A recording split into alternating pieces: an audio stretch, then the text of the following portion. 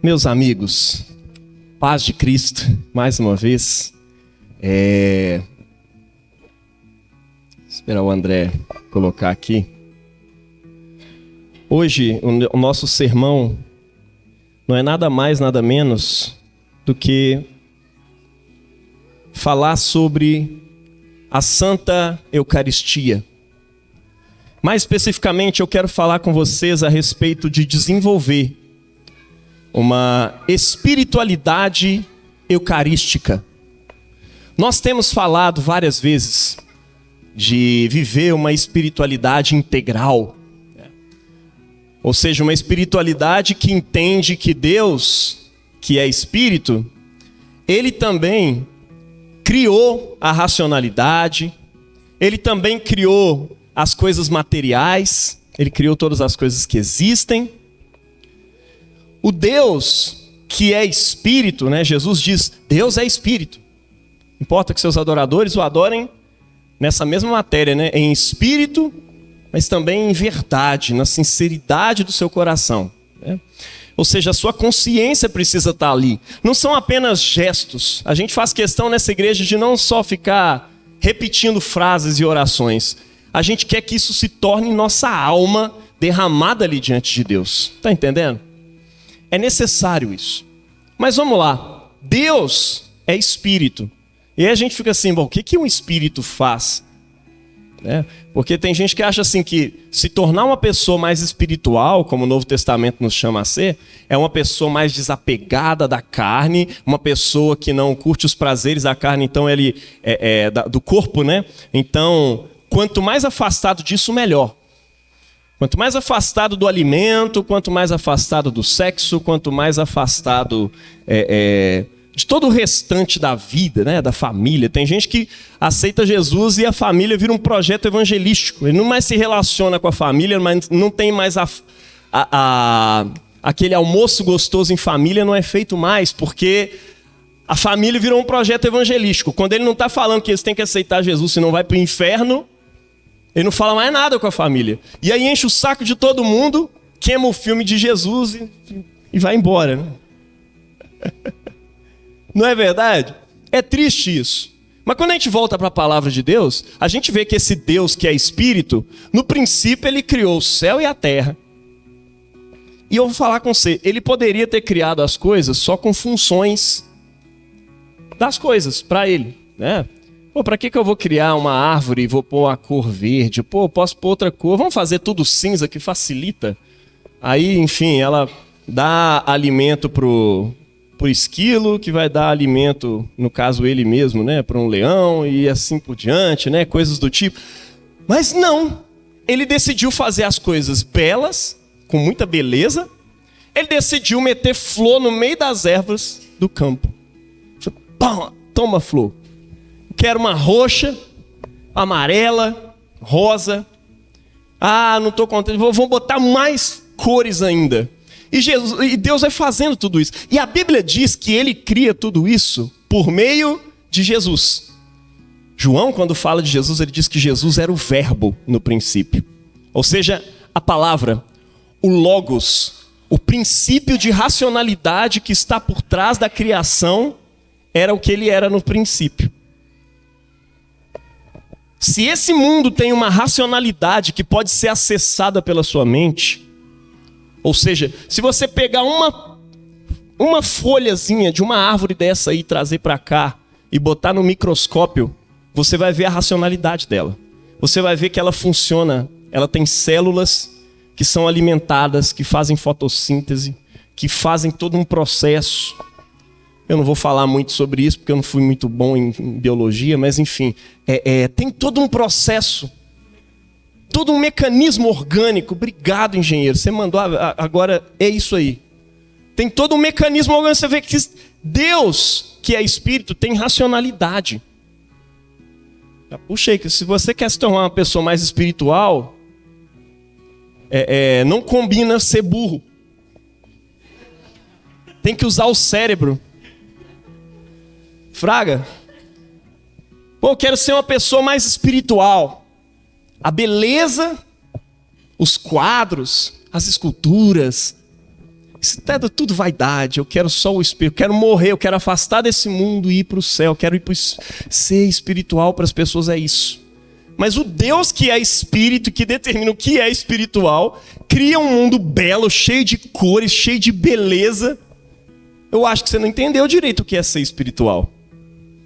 O Deus que é espiritual, de repente, depois de criar esse tanto de coisa bela, ele fala, eu vou criar uma imagem minha e vou colocar no meio desse rolê.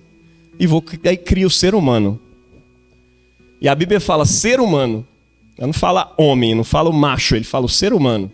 E ele cria o ser humano à sua imagem. A imagem de Elohim, a imagem de Deus o criou. Homem e mulher os criou.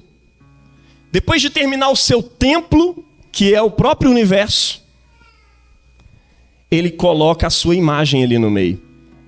E a imagem de Deus não poderia ser uma mônada. Poderia ser um ser que se autorreproduz. Quando ele vai criar a imagem de si, ele cria algo que é diverso. Porque ele é diverso em si mesmo. Deus é trindade. Como eu disse nos últimos sermões, ele não precisava ter criado o mundo, mas ele o cria sem necessidade nenhuma. Ou seja, ele o cria por amor. É o transbordar de um amor que existe na família trinitária. O Pai amando o Filho e o Espírito Santo é o amor entre os dois eternamente. E de repente é tanto amor, mas tanto amor, que Santo Agostinho vai dizer que esse amor transborda.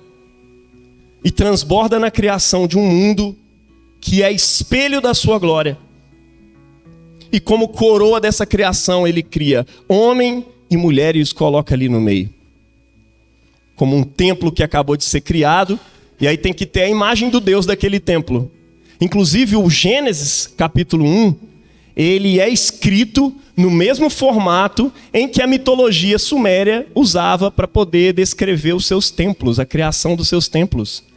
E aí vão pôr luzes assim, e faz assado, e aí quando Yahvé está criando o seu mundo, Yahvé é o Deus Trino, Pai, Filho e Espírito Santo. Quando ele está criando o mundo, ele também coloca luzes.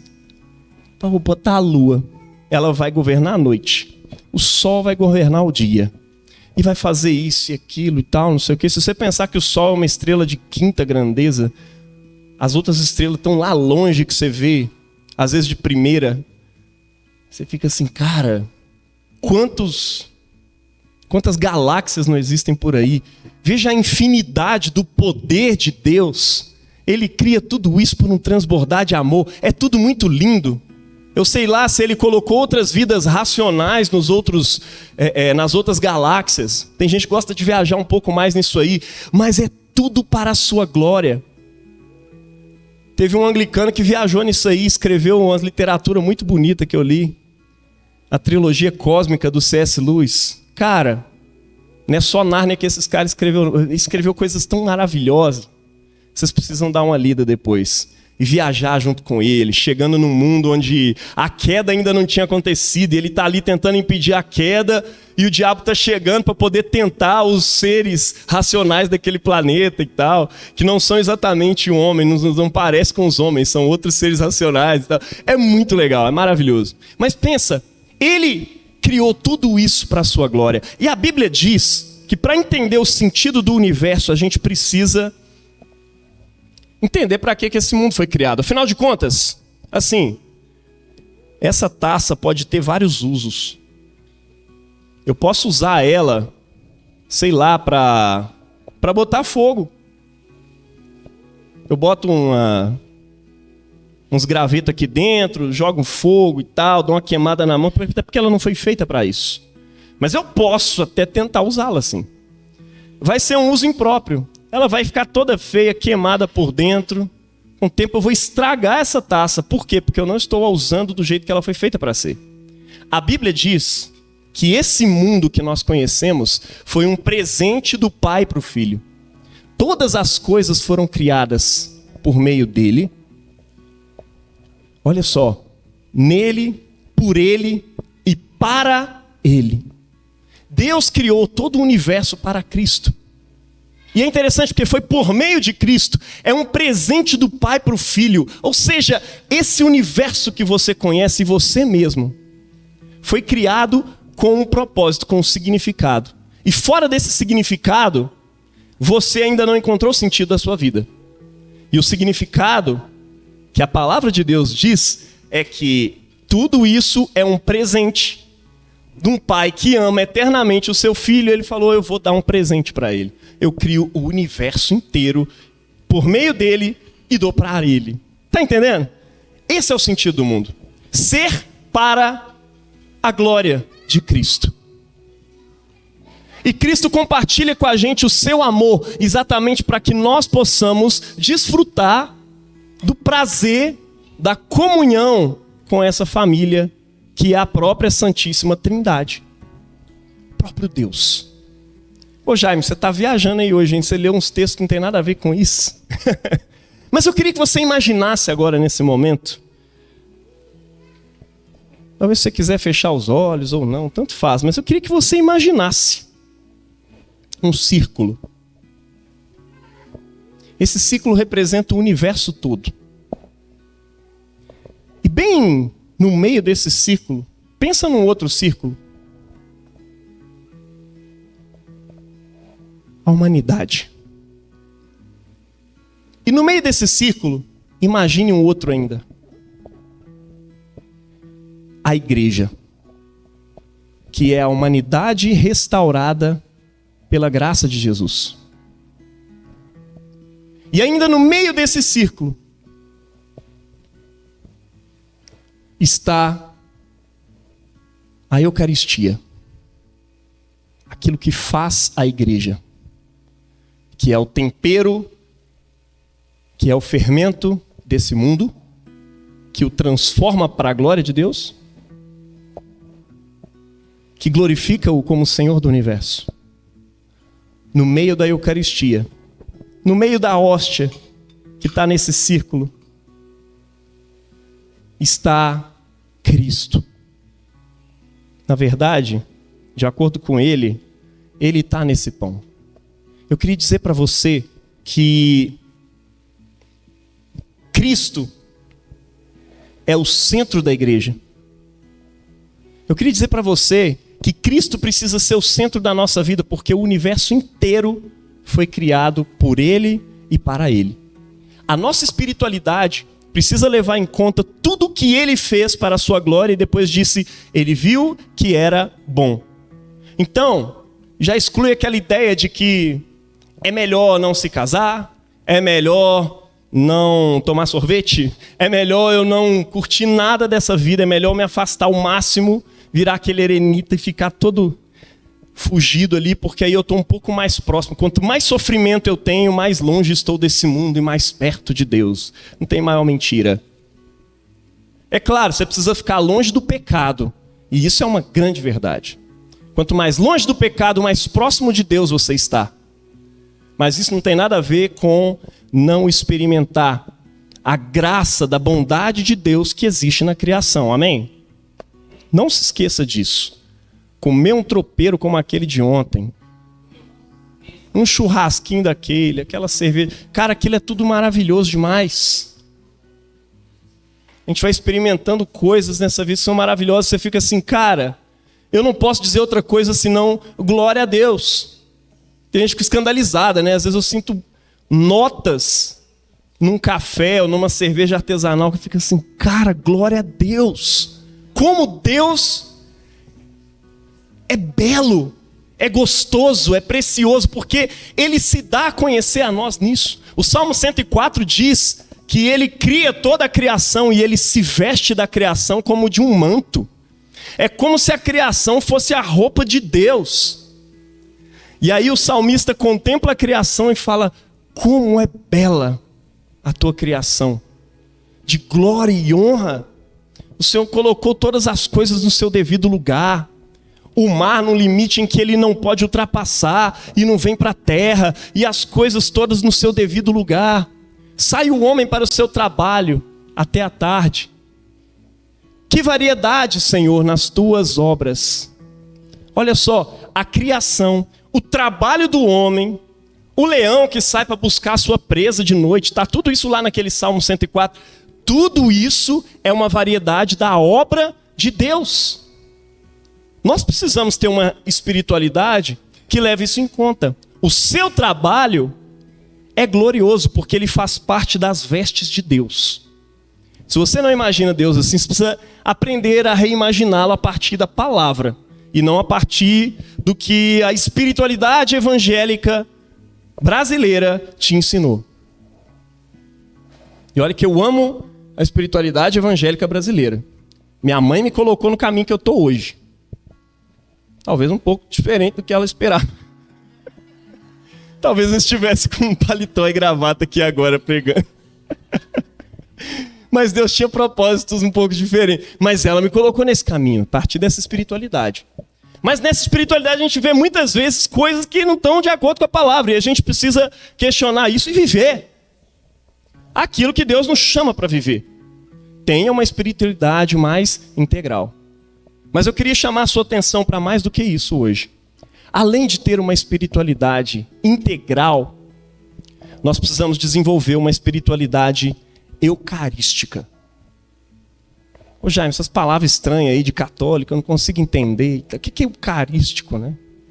Eucarístico vem de caris, no grego, que significa graça.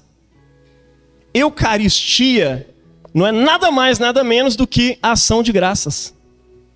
Quando a gente falou que ia ter uma celebração eucarística aqui no culto, é simplesmente uma celebração de ação de graças. O problema é que essa palavra, tanto a palavra eucaristia quanto a palavra ação de graças, ficou tão banalizada, mas tão banalizada na nossa espiritualidade, que a gente não consegue acessar o significado dela, e aí a gente não vive o significado dessa espiritualidade. E a gente precisa lembrar isso num sermão um dia. Uma espiritualidade eucarística. O que é isso, Jaime? Olha, André leu aqui: rogo-vos, pois, irmãos. Depois de ele pregar toda uma teologia sobre a nossa salvação e tudo mais, o apóstolo Paulo roga aos irmãos romanos: rogo-vos, pois, irmãos, que apresenteis o vosso corpo como um sacrifício vivo, santo e agradável a Deus. Olha só, eu quero que o corpo de vocês seja um sacrifício. Sacrifício era uma coisa que era feita no templo, tá? Então ele está dizendo, olha, o corpo de vocês vai ser o cordeiro, que é oferecido no templo de Deus. Então, rogo-vos que vocês ofereçam o vosso corpo, ou seja, tudo o que vocês fazem, desde a hora que vocês acordam, até a hora que você vai acordar no outro dia, desde a hora que você acorda até a hora que você acorda, precisa ser um sacrifício vivo. O que é um sacrifício? Sacrifício era uma oferta de ação de graças que era feito ali no templo para a glória de Deus, e Deus recebia aquilo como um louvor, como um elogio pela bela criação de Deus, como um elogio por Deus ter criado o seu povo. Aquilo era oferecido como verdadeira oferta diante de Deus. E o apóstolo Paulo está dizendo, gente, agora que Cristo se fez sacrifício por nós, rogo-vos, pois, irmãos, que vocês se tornem, ofereçam a Deus o vosso corpo, tudo que vocês fazem, como um sacrifício vivo. Ou seja, não é um sacrifício mais morto, não é um bicho morto, agora é um sacrifício vivo. Como? De modo santo e agradável a Deus. Ou seja, procure agradar a Deus em todas as coisas e imitar a santidade de Deus. Por quê? Porque o sacrifício é a própria ação de graças. Entendeu esse ponto? A sua vida precisa ser uma ação de graças a Deus. Um sacrifício de louvor e ação de graças. Certo? O que foi que Jesus fez na cruz do Calvário? Um sacrifício de louvor e ação de graças a Deus. Um sacrifício tão poderoso, um sacrifício tão incrível que nenhum ser humano era capaz de realizá-lo. Se algum fosse talvez forte o suficiente para suportar a cruz até chegar lá em cima, ainda assim a sua morte não poderia ser sacrificial em favor dos pecados, porque precisava de um cordeiro sem mancha, sem defeito. e todos nós somos pecadores. Mas Cristo, nascido sem pecado, sendo Deus, ele não usurpa o ser igual a Deus, ele antes assume a forma de servo, ele assume uma forma de ser humano, encarna em si como Deus tudo o que a humanidade é, e se faz no final santo para Deus. Ele é santificado por meio da obediência ao Pai em tudo que Deus pede ele para fazer, para que ele ofereça um sacrifício perfeito. E aí ele chega ao final da sua vida sem qualquer pecado, e ele suporta aquela cruz, e ele sobe nessa cruz. Melhor, ele é colocado sobre essa cruz. Esticam-se os seus braços, até porque não era uma cruz que foi feita para ele, era uma cruz feita para outras pessoas, normalmente criminosos de alto escalão. Então estica-se os seus braços para ele caber numa cruz que não é sua. E pregam as suas mãos, seus punhos e os seus pés naquela cruz. Diante dos homens, era a grande derrota do Nazareno que ficava pregando a paz de Deus, o reino de Deus, o amor, o perdão e tudo mais. Da perspectiva do reino de Deus, era a coisa mais incrível da história. Era o centro da história que estava ali. A cruz para nós precisa realmente ser uma mensagem amada, ressaltada, querida. Precisa ser a coisa da qual a gente mais fala, porque nela está o centro da redenção do universo. Cristo, aquele por meio de quem tudo foi criado.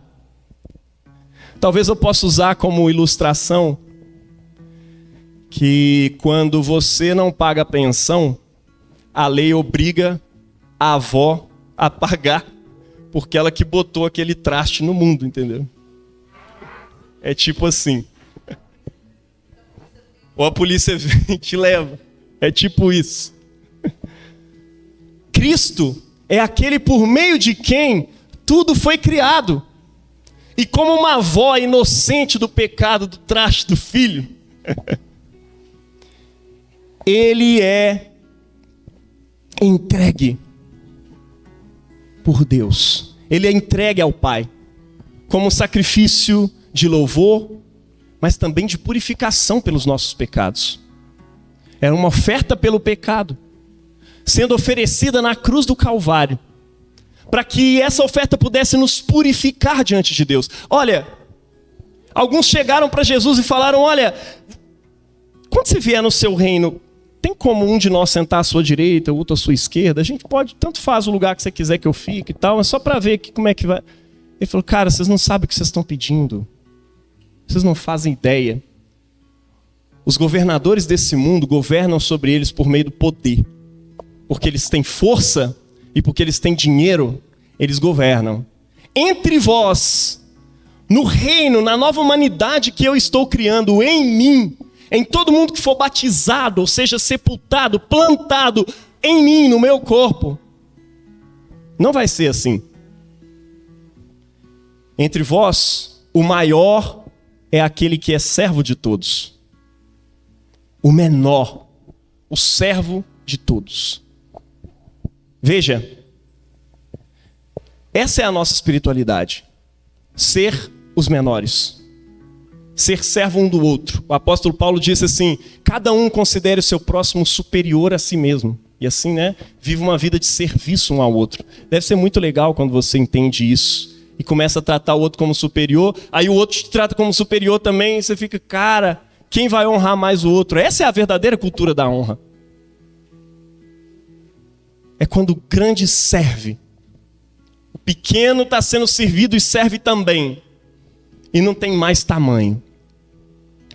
Mas todos hão de concordar comigo que não existe serviço maior em favor da humanidade do que aquele que Cristo fez na cruz. Porque ele se fez santo, permaneceu santo, e como um cordeiro sem defeito, se entregou na cruz do Calvário, por mim e por você. Não existe ninguém mais servo do que Jesus. É por isso que na última noite em que ele esteve com seus discípulos, ele veste uma roupa de servo. Como era a roupa de servo naquele tempo? não tinha camisa para começar. Cingia-se com uma toalha e enrolava em volta de si. E Jesus constrange todo mundo. Ele tira a sua túnica, pega uma toalha, enrola e ele vem e se ajoelha aos pés dos discípulos e começa a lavar os pés deles. Pedro primeiro vai virar para ele e fala: nem pense em fazer isso comigo. Ele falou: olha, se eu não lavar os seus pés, você não tem parte comigo. Tá bom, então lava o corpo inteiro. Eu falei: não, calma, Pedro, eu quero só lavar o seu pé.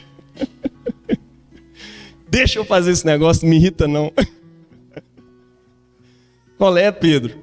Aí ele vai lavando os pés dos discípulos. E cada um vai sendo servido. E quando ele terminou, ele fala: vocês compreendem o que eu acabei de fazer? Todo mundo fica meio assim, né?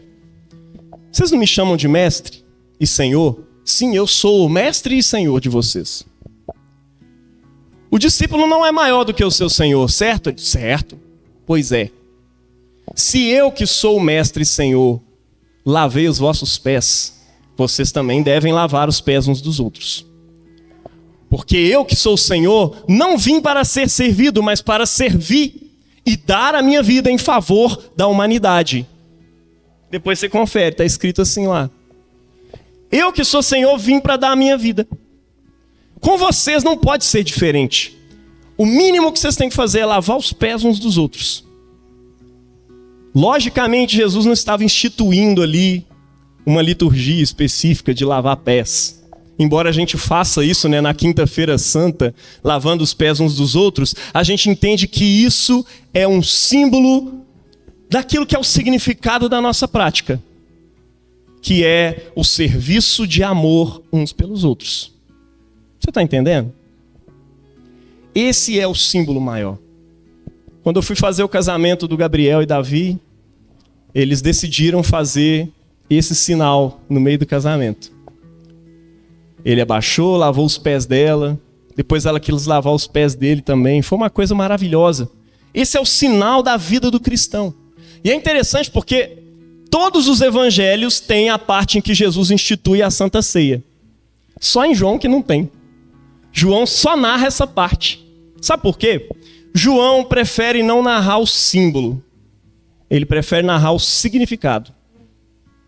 Em tudo que João vai fazendo. Ele não fica narrando sobre o nascimento de Jesus foi assim, sempre. Não, ele vai para o significado logo. Olha, gente, no princípio, ele era o verbo. Ele estava com Deus e ele era Deus. Caraca, você já começa assim, João. Enquanto os outros, assim, Marcos fica lá falando, as profecias diziam isso. Jesus fez isso. As profecias diziam aquilo, Jesus fez aquilo. Ou seja, os outros estão insinuando o tempo inteiro para provar para as pessoas que Jesus é o Cristo. João já começa na tora, assim, no princípio ele era o verbo e ele estava com Deus. Lá no princípio ele era Deus, ele é infinito juntamente com Deus. Deus junto com Deus, Pai. E é ele que faz a gente ter uma noção de que existe um Deus que é Pai, um Deus que é Filho e um Deus que é Espírito Santo. E ele vai seguindo o seu evangelho. Quando ele chega nessa parte, Jesus transporta no tempo aqui. Jesus se abaixa para lavar o pé dos seus discípulos. E ele fala, é isso que eu estou fazendo. Eu estou me desfazendo da minha glória, da minha túnica, estou pegando um manto de servo aqui, que é uma toalha, estou me abaixando para lavar os pés de vocês. Os micro buraquinhos dessa toalha vão pegar a sujeira dos pés de você, vão se agarrar a ela com um pouco de água e eu vou passar e os pés de vocês vão ficar limpos. Mas aquilo que me cinge, esse corpo de servo, vai ficar sujo com os pecados de vocês. Eu estou agarrando em mim os pecados de vocês para purificar vocês.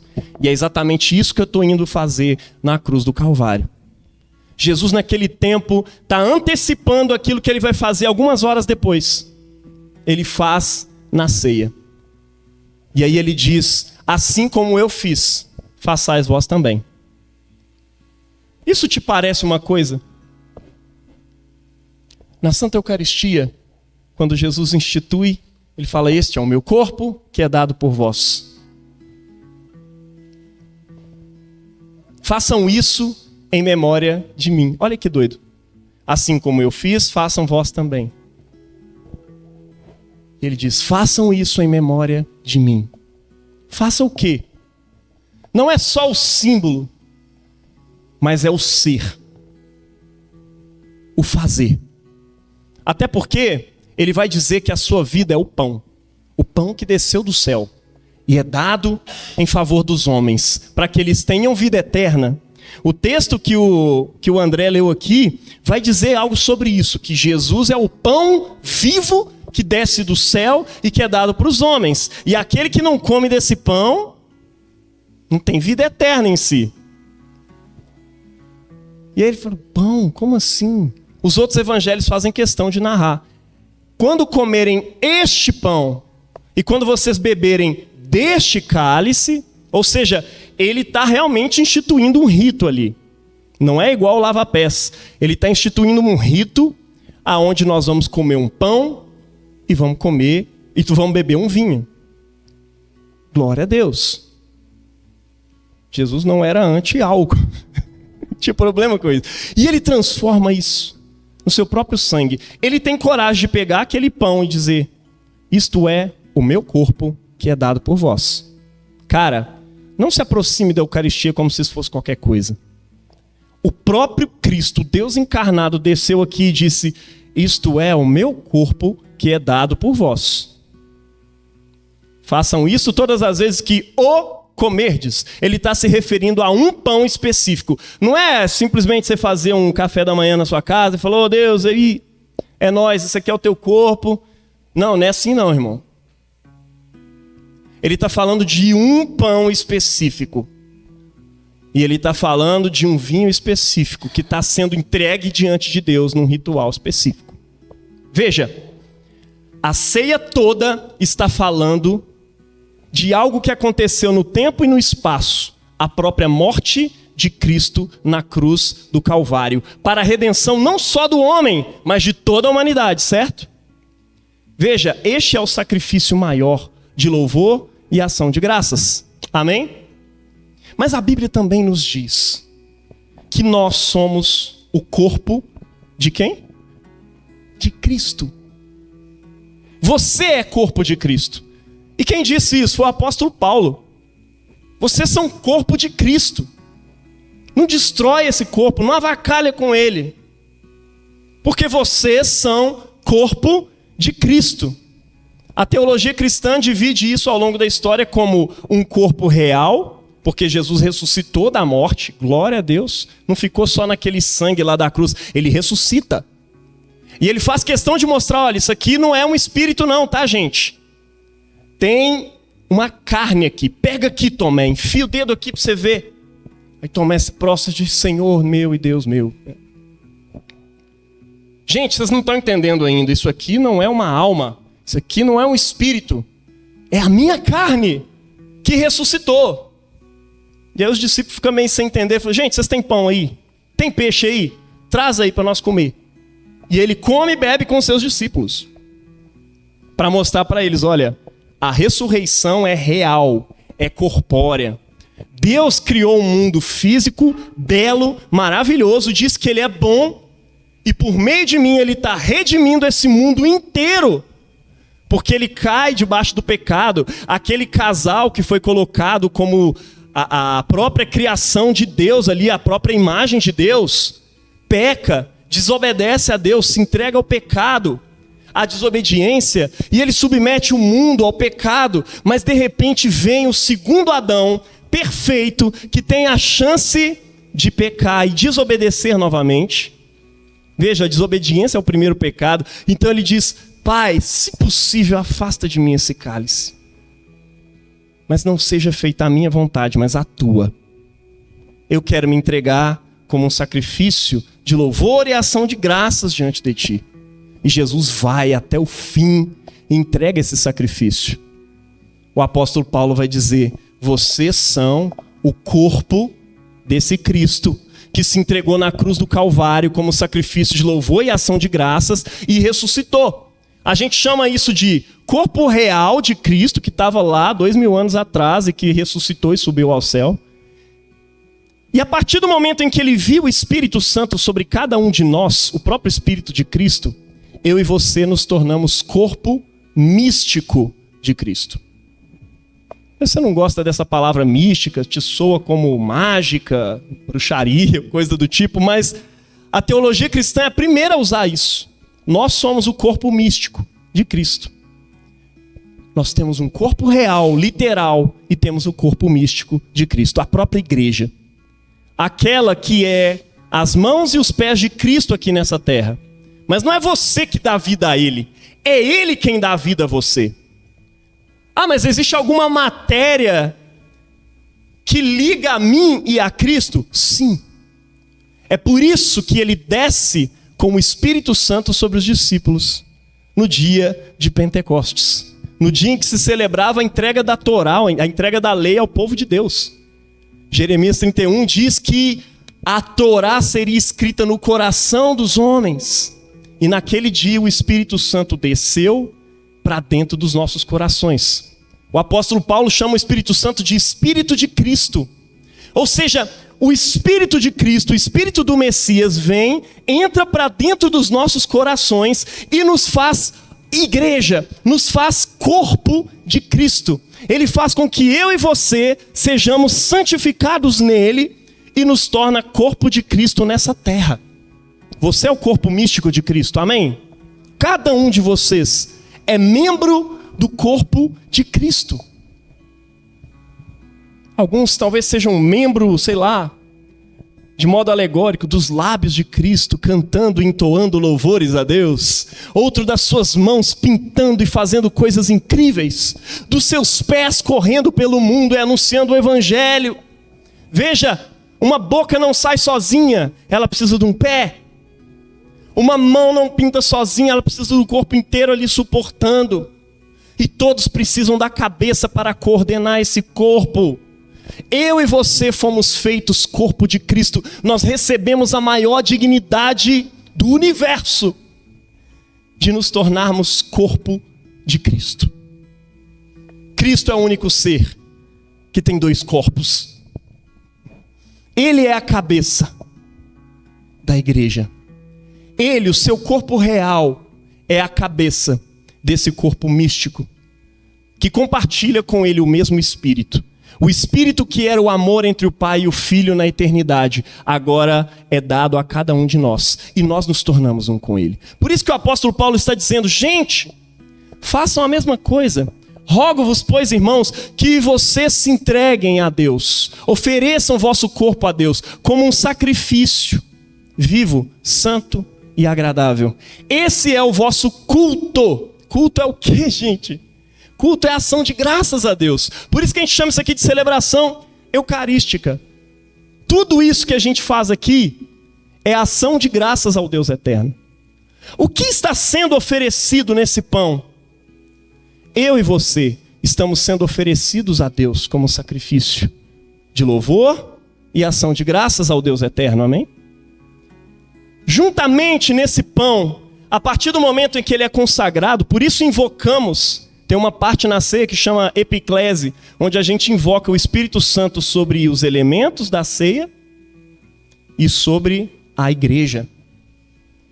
Que o teu Espírito venha sobre nós e sobre esses elementos, para que se tornem para nós o sacramento do corpo e do sangue de Cristo. Nesse momento, meu irmão, eu e você estamos sendo oferecidos diante de Deus no corpo de Cristo.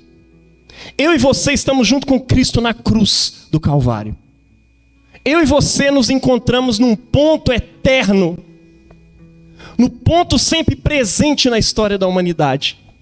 O ponto que é o significado da história. O ponto que determina toda a história da humanidade. Existe passado, presente e futuro. Aonde está a ceia do Senhor? Aonde que está a Eucaristia? Em nenhum destes. A Eucaristia está no plano eterno. Antes de fundar o mundo, o apóstolo Pedro diz que o Cordeiro de Deus foi imolado antes da fundação do mundo. Isso tudo aconteceu no coração de Deus lá na eternidade. O lance é que quando você come e bebe deste pão e desse cálice, você está sendo transportado no tempo, para aquele momento em que Cristo morre na cruz do Calvário e concretiza aqui nessa terra a nossa salvação e a nossa redenção. A palavra representação para nós tomou conotações muito pobres. Representar não significa simplesmente referir, não significa simplesmente simbolizar. Representar tem mais a ver com representificar. É como a ceia judaica que representificava o momento em que o povo de Israel estava saindo do Egito. E agora aquele momento está se tornando presente para nós de novo ao ceiarmos a Páscoa. E quando Jesus ressignifica a Páscoa, sendo ele o próprio cordeiro para o qual a Páscoa judaica apontava, ele está dizendo isso para nós. Eu sou esse cordeiro. É o cordeiro de Deus que tira o pecado do mundo. Eu estou oferecendo um sacrifício de louvor e ação de graças ao Pai. E eu estou chamando vocês para virem comigo. Quando eu e você fomos batizados em Jesus, nós somos enxertados dentro do corpo místico de Cristo. Nós nos tornamos um com Ele para sempre. E o sacrifício de louvor e ação de graças que é oferecido a Deus nesse pão e nesse vinho, somos eu e você, juntamente com Cristo. O Pai olha para esse pão e diz: esse é o meu filho amado em quem me comprazo. Mas não é esse pão aqui simplesmente. Quando invocamos o Espírito sobre ele, nós estamos invocando o Espírito de Cristo sobre esses dons e sobre a criação. E ele está olhando para mim, para você, ele está olhando para o Filho eterno e está dizendo: esse é o meu filho amado em quem me comprazo. Eu recebo o teu sacrifício de louvor e ação de graças. Isso está subindo as minhas narinas como um cheiro suave e agradável. Como o cheiro mais gostoso que você possa sentir na sua vida. Esse é o significado da Eucaristia. É o sacrifício que eu e você fazemos. O culto precisa ser o significado da nossa vida. Aqui começa a nossa vida, é nessa mesa. No centro do culto tem uma mesa do altar. No centro dessa mesa está o pão e o vinho. Que o Senhor Jesus diz que é o seu corpo e sangue. E aí eu quero ler para você novamente esse evangelho que foi lido aqui hoje. Eu sou o pão vivo que desceu do céu. Quem comer desse pão viverá eternamente. O batismo é o sacramento, ou seja, o sinal visível de uma graça invisível. O batismo é o sacramento que aumenta em número o corpo de Cristo. A Santa Ceia é o sacramento que aumenta qualitativamente o corpo de Cristo, te aprofunda mais em Deus. Você está entendendo? Quem comer deste pão viverá eternamente. O pão que eu darei é a minha carne para a vida do mundo. Os judeus discutiam entre si: como é que pode esse cara dar a sua carne para comer? Jesus disse: em verdade vos digo, se não comerdes a carne do Filho do Homem, e aqui ele está falando, Filho do Homem está em maiúsculo, aqui ele está se referindo ao Messias da profecia de Daniel, ou seja, eu sou o Messias. Se vocês não comerem da carne do Messias e não beberem do seu sangue, não tereis vida em vós mesmos. Essa vida eterna, que é o relacionamento com Deus, você não vai ter se você não comer o corpo e o sangue do Messias. Lembra que nós falamos no último culto sobre vida eterna? E o que é a vida eterna? Conhecer a Deus. Vocês não terão conhecimento de Deus se vocês não comerem Deus e não beberem Deus. Se não comerdes o corpo do Filho do Homem, não beberes do seu sangue, não tereis vida em vós mesmos. Quem come a minha carne e bebe o meu sangue tem vida eterna, e eu o ressuscitarei no último dia. Ou seja, você está aqui só antecipando a vida da qual você vai desfrutar eternamente. Está entendendo? Com efeito, a minha carne é a verdadeira comida. Pensando da perspectiva da vida eterna, a carne de Cristo é a verdadeira comida. e o meu sangue é a verdadeira bebida. Quem come a minha carne e bebe o meu sangue, permanece em mim. Por que você precisa comer a ceia do Senhor todo dia, que ela é oferecida todo domingo? Porque você permanece em Cristo. Permaneça em mim. Como? Comendo da minha carne. A cada dia ela tem um gosto diferente, como um bom tempero. O verbo de Deus está sendo oferecido a você hoje, de um modo bem literal, sobre a Eucaristia. Mas tem dia que ele vai se aparecer na figura do bom pastor, e você vai comer o bom pastor. Vai ter dia que ele vai aparecer como um bom samaritano. Vai ter dia que ele vai trazer exortações, vai ter dia que ele vai trazer palavras de consolo, e tudo isso você está comendo de Cristo, do próprio Messias, que é o verbo de Deus, que é a palavra de Deus. Quem come a minha carne e bebe o meu sangue permanece em mim e eu nele. Como o Pai que vive me enviou e eu vivo pelo Pai, também o que comer de mim viverá por mim. O que é que te dá vida? Eu lembro de um testemunho maravilhoso que o Luiz me trouxe. Cara, quando eu comecei a comer, porque eu me afastava da Eucaristia, porque eu não me considerava digno. Aí um dia você disse, olha, se você está se sentindo indigno, se você se sente pecador, você está precisando mais ainda do que todo mundo aqui desse sangue que nos purifica de todo o pecado. E ele veio com toda a sede, com toda a humildade, e comeu do corpo e do sangue de Cristo. E ele disse que isso começou a dar vida espiritual para ele. Aí, aqueles pecados começam a ser vencidos. E aí você começa a experimentar uma vida diferente, porque você está comendo com fé, entendendo que come do corpo e sangue de Cristo. Está entendendo? Como o Pai que vive me enviou, e eu vivo pelo Pai, quem comer de mim viverá por mim. Este é o pão que desceu do céu. Não é como o maná que os vossos pais comeram e morreram. Quem come deste pão viverá para sempre. Isto é o meu corpo que é dado por vós. Este é o meu sangue da nova aliança, derramado por vós e por muitos para a remissão de pecados. Façam isso todas as vezes que o comerdes em memória de mim. Mas tudo isso que eu falei, e eu quero concluir com isso, não faz sentido nenhum se você não imitar. Espiritualidade eucarística está dentro de uma palavra latina que significa imitatio. Imitação de Cristo. O que Cristo fez diante do Pai na cruz do Calvário foi entregar-se como oferta viva de sacrifício. O que eu e você somos chamados a fazer nessa palavra de hoje, viver uma espiritualidade, ou seja, um culto eucarístico na vida.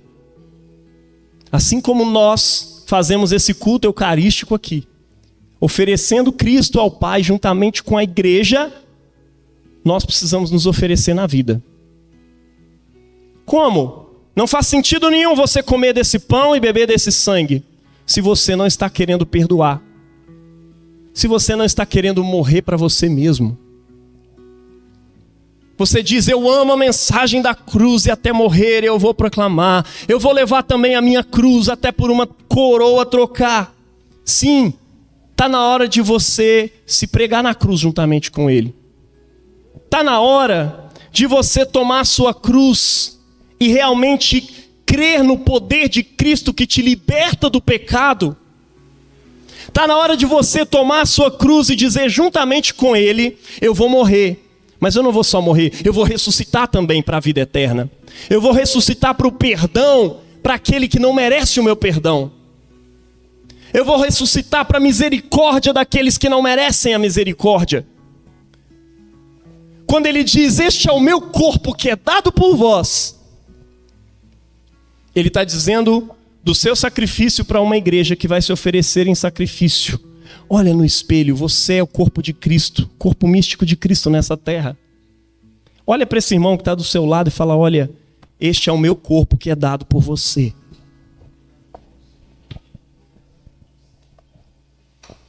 Não faz sentido comer do corpo e do sangue de Jesus se você não entregar o seu corpo como sacrifício vivo diante de Deus, santo e agradável. se você não o entregar em favor dos seus irmãos, como Cristo entregou, em favor da sua família, dos seus filhos, da sua igreja. Afinal de contas, a igreja local é o local mais visível do corpo de Cristo, no qual você tem acesso. A igreja local é para ser isso, o lugar de uma espiritualidade eucarística. Você precisa constantemente comer do corpo e do sangue de Jesus e acreditar que isso aqui traz vida para você, traz saúde para você. E Deus costuma realizar alguns milagres quando isso acontece. Pessoas são curadas miraculosamente de doenças. Pessoas são curadas na alma porque comeram do pão e do corpo, entendendo que era o próprio Cristo e que ele se está tornando um com Jesus ali. Esse pão, quando você comer, ele se torna parte do seu corpo. Quando você come uma comida, você é aquilo que você come. Ela se torna parte de você. O resto vai embora, mas aquilo ali, parte daquilo fica dentro. E vai se tornar parte de você para sempre. Ele está te convidando hoje, seja um comigo, Caio. Seja um comigo, Bia. Seja um comigo, Cairo. Seja um comigo, Estação Casa. Seja um comigo, Rosa, Edivane, Vanilda. Seja um comigo.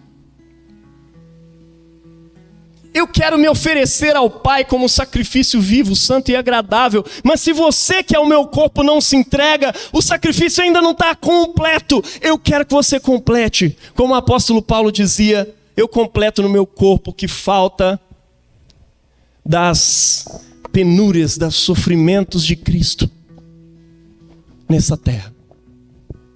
Ele quer que isso se complete na sua vida. Entregue-se a partir de hoje, sofrendo. Você que é casado, vivam ambos uma espiritualidade eucarística. Acho que é só o marido que imita Cristo. Não, a mulher também imita Cristo, entregando-se um ao outro numa espiritualidade de ação de graças diante de Deus. Que a sua espiritualidade seja marcada pelo centro da igreja, o corpo de Cristo. Por isso que ele é circular. Por isso que tem um mundo em volta da cruz. Para você se lembrar de que o universo foi criado por ele. E só faz sentido a sua vida se você estiver nele. Só faz sentido tudo que você faz se tudo isso estiver girando em torno desse círculo aqui. O corpo de Cristo, o Messias. Ele é o centro da nossa adoração. Ele é o centro da nossa vida. Ele é o centro da nossa espiritualidade, da nossa racionalidade, das nossas discussões políticas, das nossas ações políticas, do nosso trabalho, da nossa vocação, como professores, como pedagogos, como artistas, como pessoas do trabalho técnico, como engenheiros, como pintores, como arrumadores de casa. Ele é o centro do seu trabalho, ele é o centro em torno do qual a sua dança gira. Ele é o centro de tudo isso. Amém?